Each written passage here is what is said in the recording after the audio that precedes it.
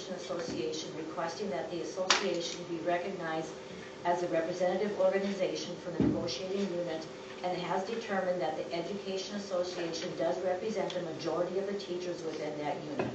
The board recognizes the Harvey Education Association as a representative organization for a minimum of 1 year beginning July 1st, 2025. I make that motion. Second. Okay, probably move in a second that we recognize the negotiating body. Discussion? Discussion? Discussion. All in favor, please say aye. Aye. Motion passes. Okay, now we're going to talk about this cybersecurity, and we'll start with Dr. Lukens, but I'm sure Mr. Hass will help you with it too. So go ahead, Dr. Lukens. Well, every school has to be cybersecurity compliant within their curriculum by 2027, I believe. Next year, 2026, 2027. So there's two ways you can. 25 to 26 graduates have to have 1 full credit of cybersecurity. Okay, so that's a mandate that's from the state. So there's two ways you can do that. You can make sure that every single one of your teachers has a cybersecurity credential. So you pay for them to go to all the classes, you pay for them to do all the work, then you have to make them, every one of them needs to be cybersecurity certified. Or you can teach a 1 credit class and have your graduates graduate with a cybersecurity credit on their diploma. So most school districts are choosing to go that route. You guys passed your plan, cybersecurity plan. At that time, we did not have any individuals interested in teaching a class in the high school. We did find somebody who would like to teach that class. We have aligned a program that is a self-paced program that would allow him to get that credential over the summer, and we would be able to offer it to our students next year, and they will have that on their course log. So along with this, if you approve the amended plan, you're also going to need to add cybersecurity to your high school course load. So there'll be a second motion with this, and that would allow all of our graduates to have that, and we will be in compliance with the state mandate. Anything to add, Mr. Hass? No, it's we've had discussions there with the 2 options. Is if you integrate it in, what happens if you bring someone who's a sophomore or junior from a different district? How do you ensure that they met all of your stuff? So if we spread it out through 4 years, we can ensure that. At least this way we can ensure having this class that our graduates meet all of the requirements and we have it down for credit. So I'm a lot more comfortable that we have, if you approve this, that we can say we have this cybersecurity credit on their transcript. If they transfer out, they have it on their transcript so they can not have to worry about the graduation. And the juniors will take this next year, is that right? Well, what we were looking at is implementing it for the future for our juniors. The reason why we looked at juniors, freshmen and sophomore have a bunch of requirements that we have them take. Next year's juniors and seniors, about half of them have taken a class previously that was an elective that counts towards the credit. So we get them, we can get by with having 2 sections next year, and then the following year's juniors, all of them would need it, and we could teach that in 2 sections as well. So we don't have to worry about offering 3 or 4 sections to get all of our kids certified. Is this for a whole year class or a semester? A whole year, 1 entire credit. 1 entire year? Yeah. An entire year of cybersecurity. I can certainly understand doing junior, senior next year. I think there'd be merit in looking at taking that down to freshman or sophomore in the future, but who would be teaching? Well, so, and to answer your question, freshmen and sophomore, the reason a couple of our kids don't have to take the cybersecurity course is they take the computer science class that we offer to our freshmen. But it was opposite of that. So we do have that option for kids to take it as freshmen as well. We also want to expose them to the ag, facts, and things like that, where when they get 1 elective, if they take the cybersecurity, they might not get the CTE courses. The person that we have, that would be, yeah, He's a licensed teacher. Yeah, Hunter Shoe would be looking to get certified. So, in the overall aspect of it, he is a long-term sub teaching, student teaching right now as well, doing 4 sections of our junior high social studies. So then, if this is approved, we would be able to fill that void of those 4 social studies classes as well as the cybersecurity. Otherwise, we're going to be looking for a part-time teacher at a minimum to fill social studies as well.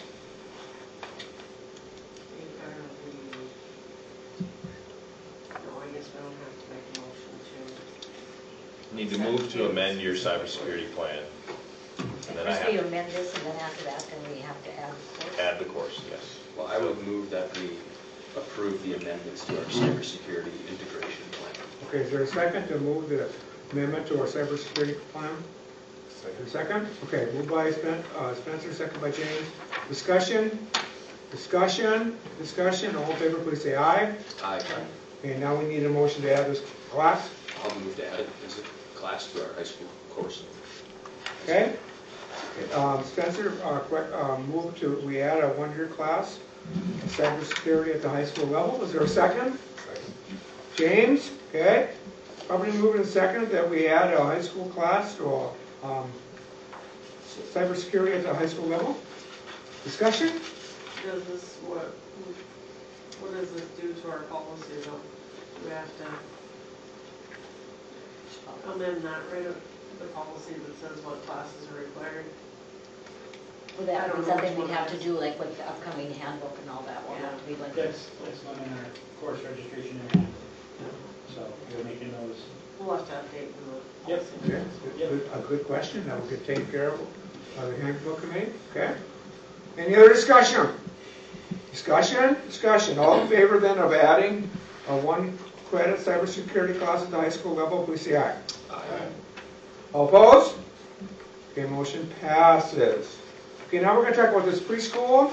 Yes. Dr. Lukens, you want to start and then want to say a little bit about that? I think some of us have been working on this, but Yeah, this is something I've worked on and looked into for my entire tenure.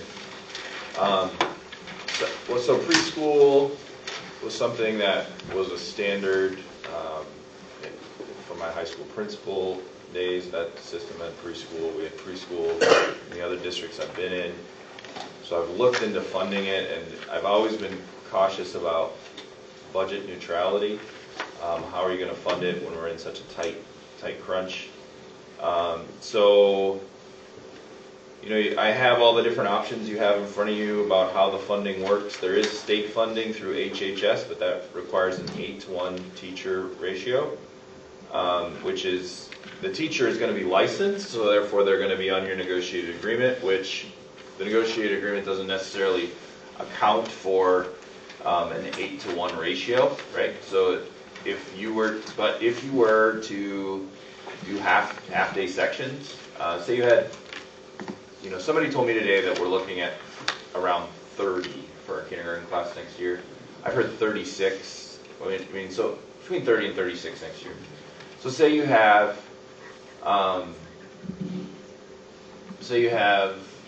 30 kids, and they need to be 8-to-1 with your preschool teacher. Okay, that teacher would go on to the negotiated agreement, okay, because they're going to be licensed, correct? And you're going to have them based on your state grant. They're going to have to be 8-to-1, so there can't be more than 8 kids in their section. So you do a half day maybe, and your half day would then be like, maybe they do afternoons on Mondays and Wednesdays, and then you do another section would be afternoons on one would be mornings on Mondays and Wednesdays, one would be afternoons on Mondays and Wednesdays, and then you'd have Tuesday, Thursday groups, and you would spread them out over 4 days possibly, and then maybe you would have one of the sections of each go on Friday every other week. And then also, because this funding comes out of HHS, you can charge tuition, so then it can be budget neutral. So the HHS funding. Now, SPED funding in other states we've funded it through special education. Now, special education runs, that funding runs to CREA. And so CREA's they're gonna give minutes to the kids that actually have IEP, but they're not necessarily gonna give and fund a general classroom for teaching. Sometimes when it's way back, some of you remember before there were CREA and things like that, you could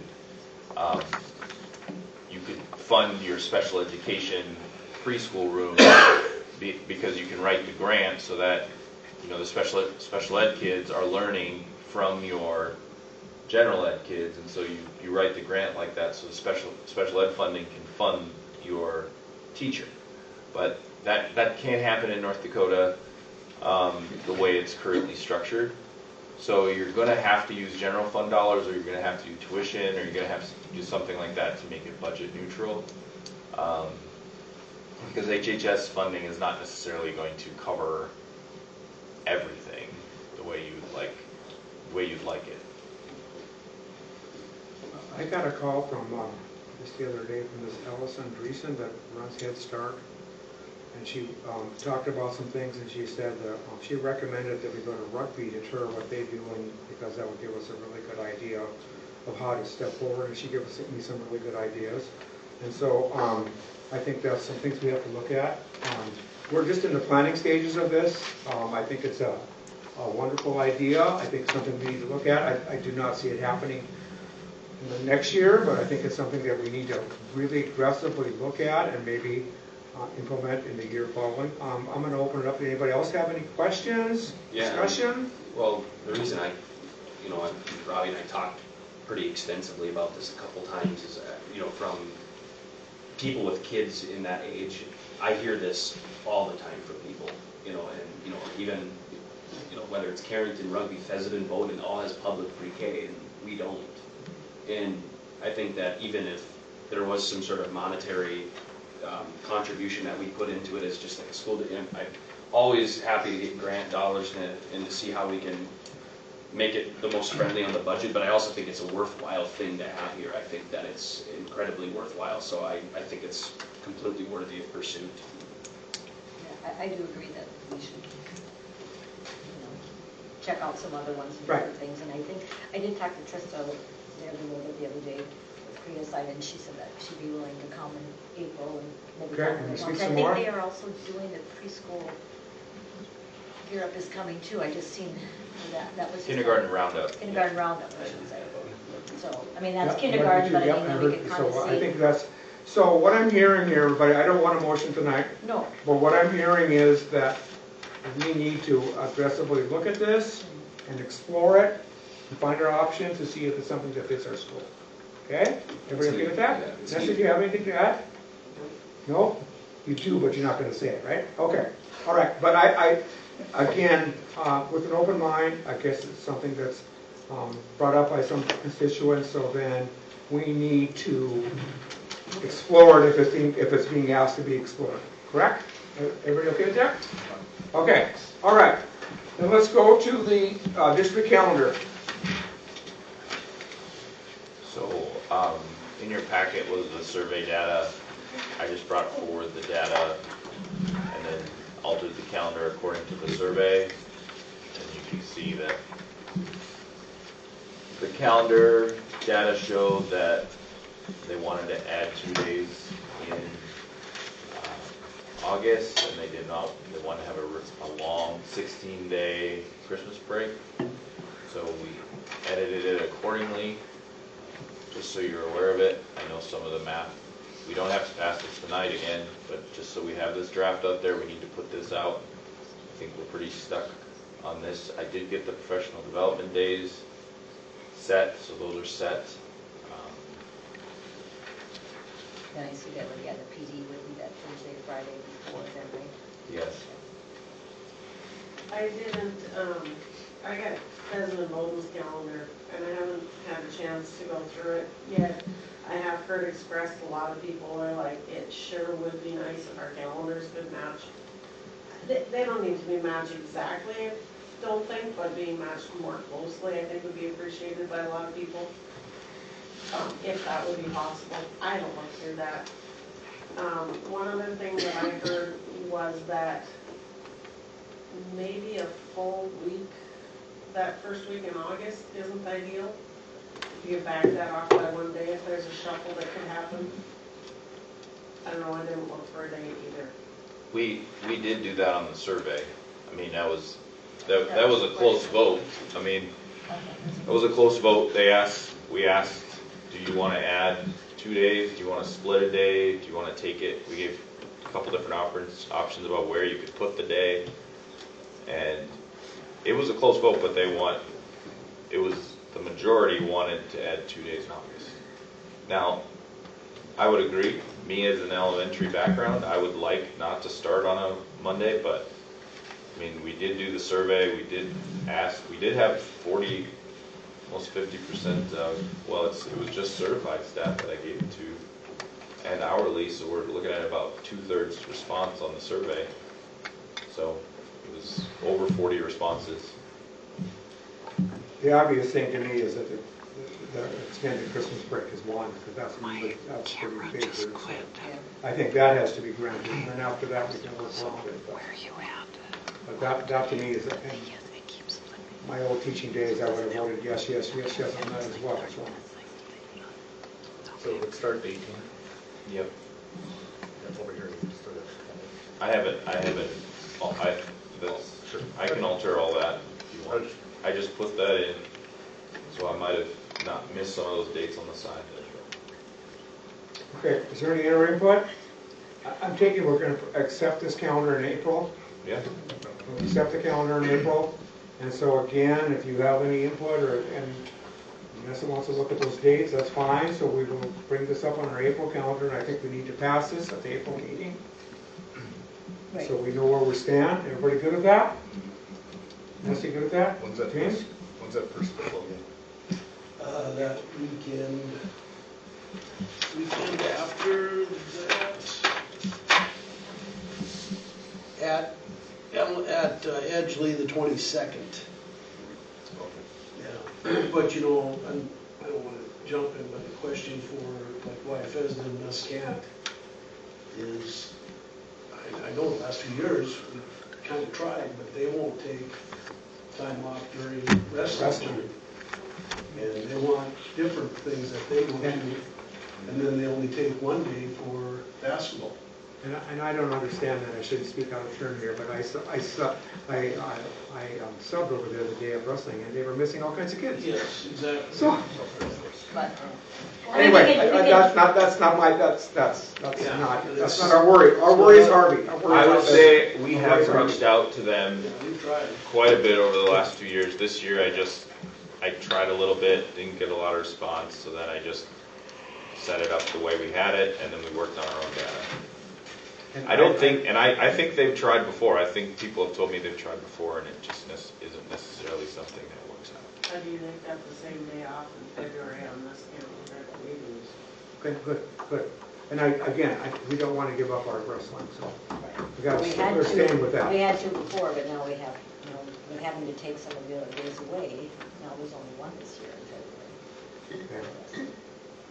All right, let's keep working on this. Come up with a final solution. Any other questions on the calendar? Okay. So the last thing is the survey data that has been released. We don't know where to start with this, so is there any discussion?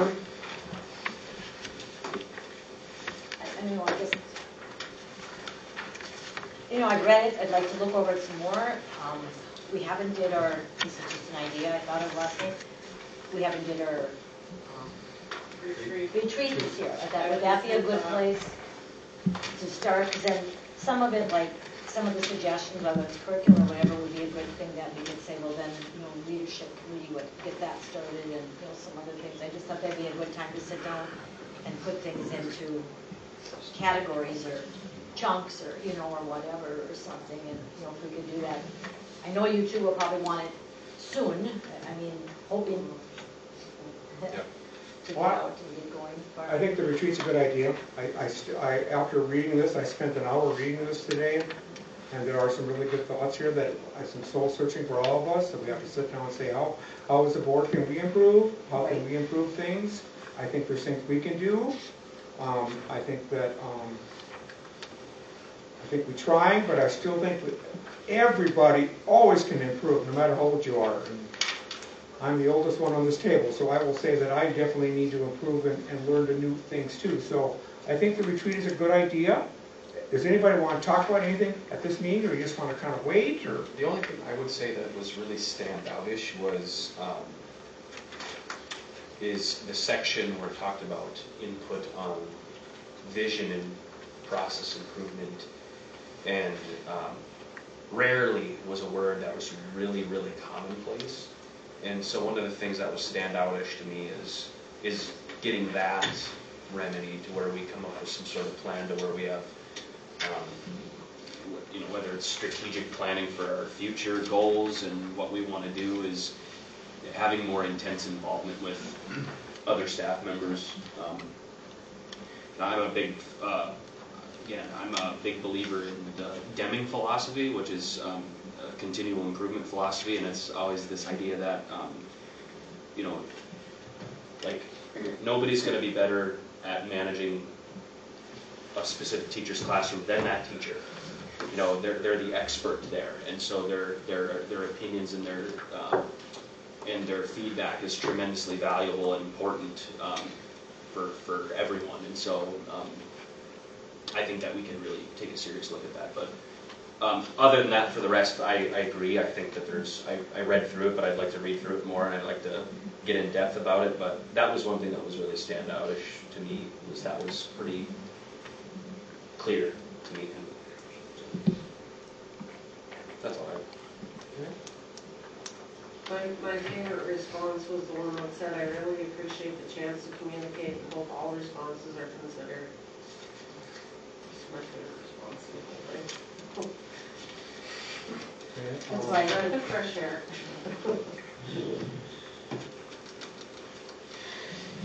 No, there's a lot to unpack in this, and I agree that I think we just need to have a frank discussion. a frank discussion on how we can improve individually as members. That's what you're saying. Okay? And so I guess without getting into the depth of this, because we could go on, we could sit here for 2 hours, and I think it would be best if we did it in the correct manner. So what I'm asking now is, let's set a date for our retreat, because I know that, I'm not sure winter's over, but I know we have 2 farmers in our midst here that are going to get pretty antsy, and so it probably needs to happen within the next couple of weeks. Are you agreeing before the next board meeting? So everybody look at their calendars and come up with a suggestion. You guys everybody done traveling? At least so. Everybody done traveling? Well, we're going to Montana. For wrestling? Wrestling. Okay. So the early part of the weeks will be there for the next couple of weeks. Okay. Just to We, make it ready. Aviva said I'll be gone the 3rd through the 7th. Of April? Yeah. Okay, so what do we got next week? I got next Next week. week, tour. Next week. I mean, Next week, Tuesday. Next week, No, Tuesday. Tuesday's going to be bad for me. Okay? But I'm pretty, Anniversary or anything? I don't think I have anything at all. Vanessa? I'm pretty open next week. I'm pretty open, except Friday. Wednesday? Next Wednesday? There should be no sport. And what is the date next Wednesday? 26th. 26th? Time. Like 4 o'clock? You tell me, because the earlier we go, it's going to be a 3-hour meeting, I can guarantee you. At Like least. It's going to be at least a 3-hour meeting, so maybe 4:30. 4:30? That would be a little easier. And then we can work something out with lunch or whatever, Sue, so we talk about that? Okay? Mexican You okay with food. that? Dr. Lukens? What's that? Mexican food. Oh yeah, we can talk about that. Okay, March 26th at 4:30 p.m. will be our retreat. And I will work with Dr. Lukens and come up with an agenda. I know the one main thing on this agenda will be to go through the survey, and we'll probably talk about some of our guardrails and goals as well, okay? Okay. Anything else? If you have anything else, let me know, and I will try to get that out by no later than Sunday. Okay, or Monday, maybe, because it's Wednesday the 26th. Yeah. Okay, any other questions on that? Okay, so then our April meeting would normally be when? 16. The 16th of April. I have surgery on the day. On which day? 16.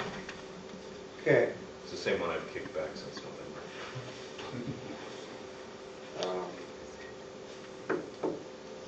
how long are you gonna be out? I mean, it's surgery, I don't know. They said you'll be down for a week for sure. Yeah. Should we do it the night before?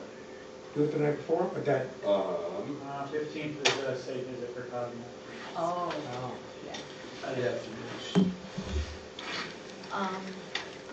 Do we just turn it over and? I am a kid of the 80s, so. Yeah, right. You got this. Yeah, I know, both of us. What about like the, Tracks ID, right? A week earlier? A week earlier would be the 9th.